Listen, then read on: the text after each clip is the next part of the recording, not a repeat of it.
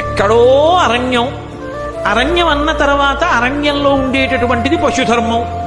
బలం కలిగినటువంటి ప్రాణి బలం లేని ప్రాణిని కొట్టి చంపేస్తుంది. అది పెద్ద విశేషమే ఉంది, దాని గురించి పెద్ద చింత పెట్టుకోవలసినటువంటి అవసరం ఏమి ఉండదు. మరి అటువంటిది ఎక్కడో అరణ్యంలో నేల మీద నిలబడితే బలమైనది ఏనుగు, నీటిలో ఉంటే బలమైనది మొసలి. మరి అటువంటిది నీరాట వనాటములకు, నీటిలో ఉండే మొసలికి భూమి మీద ఉండే ఏనుక్కి అసలు యుద్ధం ఎందుకు వచ్చింది? ఒకవేళ యుద్ధం ఎందుకు వచ్చిందనుకో, ఏదో ఒకటి చచ్చిపోతుంది. అంతేకాని పశువు పిలుస్తుంది ఆ పరమేశ్వరుణ్ణి, పిలిచిందనుకో పురుషోత్తముచే ఆరాటమెట్లు మానెను. శ్రీ మహావిష్ణువు ఎందుకు వచ్చారు? ఘోరాటవిలోని భద్రకుంజరమునకు. అది శిష్యుడు అలా ప్రశ్న వేసేవాడు ఉంటే కదండి గురువుకి సంతోషం.